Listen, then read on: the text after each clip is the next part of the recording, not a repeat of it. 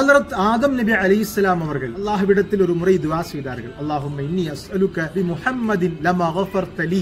யா அல்லாஹ், முஹம்மத் ஸல்லல்லாஹு அலைஹி வஸல்லம் அவர்களை வசீலாவாக வைத்து நான் உன்னிடத்தில் உதவி தேடுகிறேன், எனக்கு நீ பாவ மன்னிப்பை வழங்குவாயாக. அல்லாஹ் தஆலா கேட்டான், யா ஆதம் கைஃப அரஃப்த முஹம்மத லம் அக்லுகுஹு. நான் இதுவரை முஹம்மத் ஸல்லல்லாஹு அலைஹி வஸல்லம் அவர்களுடைய உடலை அழிக்கவே இல்லையே, உங்களுக்கு எவ்வாறு அவரை தெரியும்? ஆதம் நபி அலைஹிஸ்ஸலாம் அவர்கள் சொன்னார்கள், நீ என்னை படைத்த பொழுது நான் கண் திறந்து பார்க்கும் பொழுது அர்ஷுடைய தூணுகளில் லா இலாஹ இல்லல்லாஹு முஹம்மதுர் ரசூலுல்லாஹ் என்ற கலிமாவை எழுதப்பட்டதாக பார்த்தேன். என்னுடைய திருப்பெயருக்கு அருகாமையில் நீ மிக விருப்பப்பட்ட ஒரு நபருடைய திருநாமத்தை அல்லாமல் சேர்க்க மாட்டாய் என்று நான் நம்பினேன். அல்லாஹ் தஆலா சொன்னான், ஆதம் அவர்களே, முஹம்மது ஸல்லல்லாஹு அலைஹி வஸல்லம் அவர்களை வசீலாவாக வைத்து துஆ செய்ததின் காரணமாக நான் உங்களுக்கு பாவ மன்னிப்பு வழங்குகிறேன். லௌலா முஹம்மதுன் மா ஹலக்துக. முஹம்மது ஸல்லல்லாஹு அலைஹி வஸல்லம் அவர்கள் இல்லாவிட்டால் நான் உங்களை படித்திருக்கவே மாட்டேன்.